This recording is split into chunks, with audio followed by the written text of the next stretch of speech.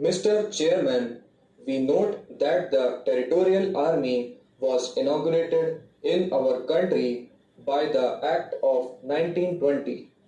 For a period of something like 28 years, it did not have a much important role to play inside our country, though during this period the country has witnessed the Second World War, and as far as our country concerned, enemies also entered from the east, the Japanese forces.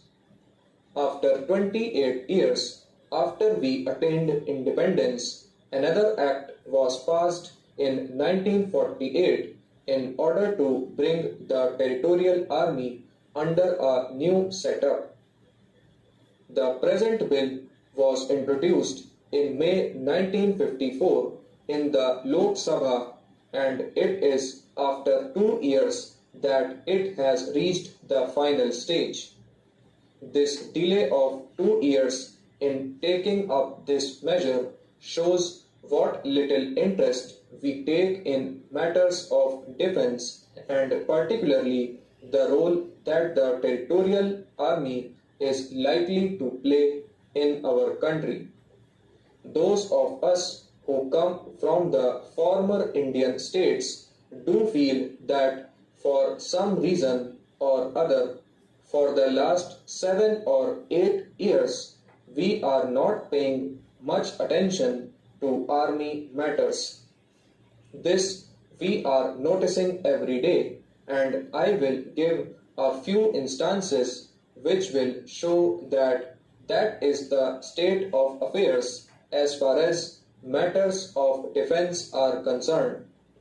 We treat this matter with complacency, but someday may come when probably we may have to regret the little interest we are taking in this all important matter.